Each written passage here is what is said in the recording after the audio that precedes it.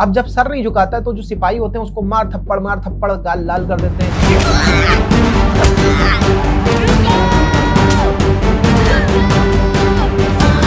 अब मैं बता रहा हूं कि आपको कहां से ट्रिगर आता है। जब उन्होंने एक्विजिशन किया, टाटा का स्टॉक नीचे गया, बहुत नीचे गया, कोरस का स्टॉक ऑलरेडी नीचे जा रहा था, सब प्राइम क्राइसिस आया।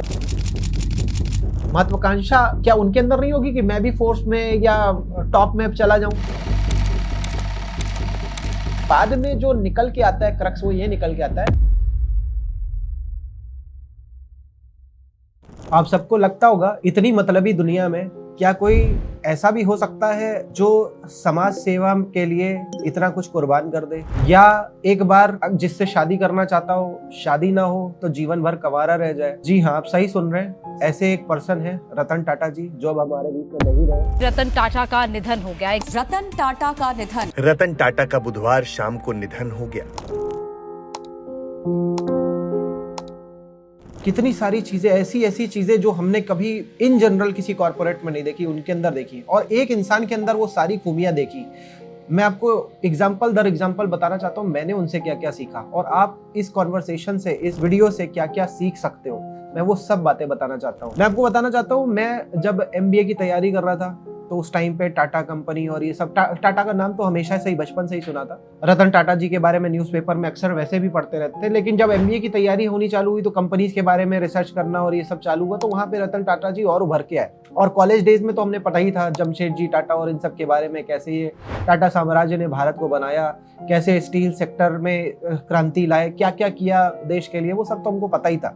आज मैं अगर देखता हूँ तो एक चीज नहीं है जिसमें टाटा का इंटरफियरेंस है, मतलब एक ग्रुप क्रिएट किया गया है, ऐसा ग्रुप जिसका हर उस जगह पे इंटरफियरेंस है जहां पे हमने देखा कि किसी को किसी चीज की रिक्वायरमेंट है, किसी सेगमेंट को किसी चीज की रिक्वायरमेंट है, और वो चीज टाटा ग्रुप को दिखी कि नहीं है भारत में, तो उन्होंने बनाने की कोशिश की। एक एग्जांपल बताता हूँ, किसी इंसान ने ये बात तो आइडेंटिफाई करी कि आपको कार की जरूरत है और सस्ती से सस्ती कार बनाने की जो कोशिश करी थी, भले उसको बाद में फेलियर कहा गया, लेकिन आप ये नहीं डिनाई कर सकते कि किसी ने आपके बारे में सोचा, किसी ने हमारे मिडिल मैन के बारे में, कॉमन मैन के बारे में, जो अफोर्ड नहीं कर पाता था कार, उसके बारे में सोचा। केवल एक इस एग्जांपल से देख सकते हो कि कितना मन के अंदर देशवासियों के लिए प्रेम है, क्या करने के लिए तैयार है कि एक प्रोजेक्ट ऐसा तैयार कर दिया कि यार मेरे को ये चीज अफोर्ड करने नहीं कर पा रहे जो उनको देनी है। वो बात अलग है कि कार एक स्टेटस सिंबल है और उसकी वजह से लोगों ने अरे इतनी सस्ती कार या जो भी, उसके ऊपर उंगलियां उठाई गई।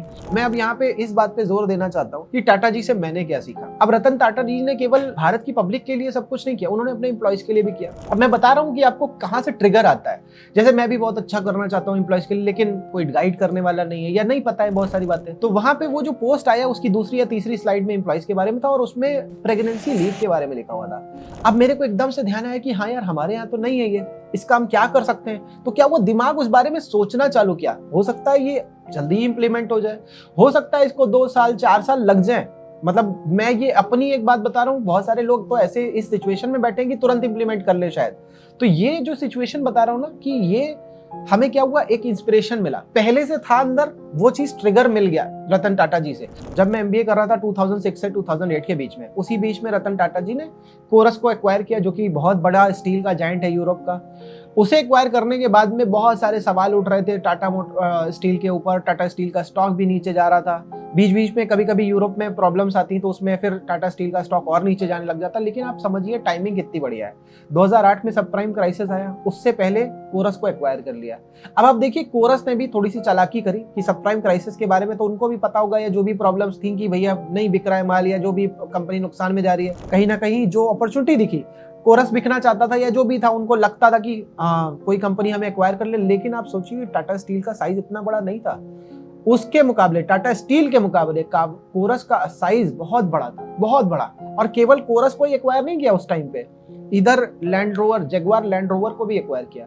तो ये तो 2 एग्जांपल्स मैं आपको बता रहा हूँ जो मैंने अपने MBA के टाइम पे, अपनी पढ़ाई के टाइम पे स्टडी किया, और यार मेरे को लगा यार क्या आदमी है। तो सबसे बड़ी सीख जो हमको मिल सकती है रतन टाटा जी से, अगर आपको किसी चीज का डिटर्मिनेशन है, आपको लगता है आप कर सकते हो, तो आप करो जरूर। जब उन्होंने एक्विजिशन किया, टाटा का स्टॉक नीचे गया, बहुत नीचे गया, कोरस का स्टॉक ऑलरेडी नीचे जा रहा था, सब प्राइम क्राइसिस आया, लेकिन फिर बाद में टाटा स्टील का स्टॉक ऊपर गया, फिर उसने जो उसका बैरियर 1000-1200 पे जा करके रुक जाता था उसके ऊपर भी गया। तो पॉइंट अभी क्या निकल गया है कि उन्होंने पहले डिसीजन लिया, और जो वो कहते थे कि पहले मैं डिसीजन लेता हूं, बाद में उस डिसीजन को राइट प्रूफ कर देता हूं, आज वो वाकई में दिखता है कि उन्होंने डिसीजन लिया और उस डिसीजन को सही साबित कर दिया। तो अब आप लोगों से एक सवाल पूछना चाहता हूं कि आपने क्या अपनी लाइफ में ऐसा कभी किया है कि कोई डिसीजन लिया और उसको सही साबित कर दिया? क्योंकि अपॉर्चुनिटीज शायद आपकी लाइफ में बहुत सारी आई होंगी, बस आप इस चक्कर में रह गए होंगे सोच करके कि यार कहीं ये गलत ना बैठ जाए। आप सोचो कितना बड़ा इंस्पिरेशन उन्होंने खड़ा करा हुआ है हमारे सामने, और हम लोग शायद अगर उनकी लाइफ को और डिटेल में स्टडी करें तो हमें शायद 50 और ऐसे इंस्टेंसेस मिल जाएं जिससे हमें आगे बढ़ने की इंस्पिरेशन मिले, साथ ही ताकत भी मिले, और साथ ही हम कर भी पाएं। देखिए हर कोई नहीं कर पाएगा, मैं मानता हूँ, बहुत सारे हमें चैलेंजेस मिलते हैं, हमें रोकने वाले बहुत सारे होते हैं। कोई पर्सन जो अकेला रहता हो उसकी लाइफ में कितना दुख होगा शायद बांट भी नहीं सकता किसी से। उसे चाहे पूरी दुनिया में बुलाया जा रहा है, किसी स्पीच के लिए बुलाया जा रहा है, कि इस समिट में बुलाया जा रहा है, सारी बातें हो रही हैं, लेकिन आप एक पॉइंट समझिए कि कितना अकेला रह जाता होगा वो इंसान जो अकेला रह गया। उसने इतने पुण्य कर दिए, इतने अच्छे अच्छे काम कर दिए कि उसका अकेला रहना भी सार्थक है। इन जनरल हम अगर देखें, कमेंट करके बताना, हम अगर अकेले 1 घंटा भी होते हैं ना तो हमें किसी कंपनी चाहिए होती है, अरे कोई तो मिल जाए, कोई तो मिल जाए। वो पर्सन अकेले रह रहा था, कितने सालों से अकेले रह रहा था, उसे नहीं नीड पड़ी किसी की। वो चाहते तो शादी कर सकते, या बहुत सारी और चीजें हो सकती थी। शांतनु को तो उन्होंने आखिरी में गोद लिया या जो भी हुआ।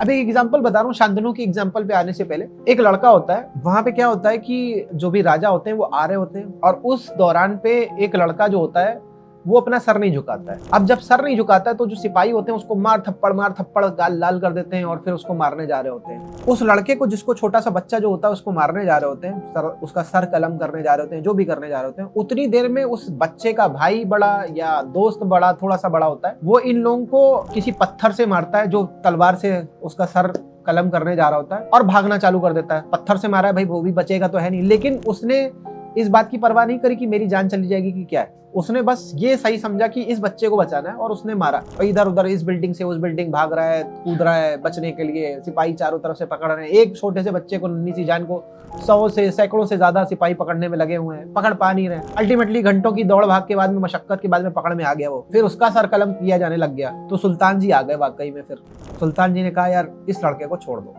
इस लड़के को भी छोड़ दो, और वो जो पहले वाला था उसको भी छोड़ दो। फिर वो उस बच्चे को गोद ले लेते हैं। अब वो गोद ले क्यों लेते हैं ये बाद में पता चलता है। मैं इसको कहानी को अब सीधे आपको बता देता हूँ। ये जो बंदा होता है जिसको वो गोद लेते हैं, यही आखिरी में जो हमने मूवी देखी है कभी, अगर आप देखोगे, Prince of Persia Sands of time, इसको आप देखोगे जाकर के तो इसमें वही कहानी।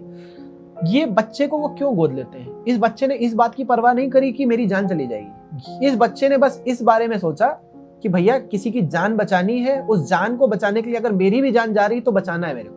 और उसने पत्थर मारा या जो मारा, बचाना चालू किया और भागना चालू किया। तो अब वहां से पॉइंट क्या निकल करके आया कि वो जो उसकी क्वालिटी थी, उस वजह से वो सड़क का बच्चा, सड़क छाप बच्चा सुल्तान के घर पहुंच जाता है। सुल्तान के ऑलरेडी 2 बेटे होते हैं, ये तीसरा बेटा हो जाता है।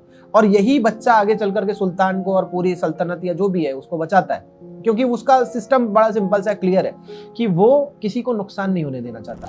अब सुल्तान का जो छोटा भाई होता है वो क्या करता है कि वहां पे एक अलमत शहर होता है जो कि जिसमें कि हथियार मिले हैं, और ऐसा कुछ कॉन्स्पिरेसी रच करके वो उन पे हमला करवा देता है।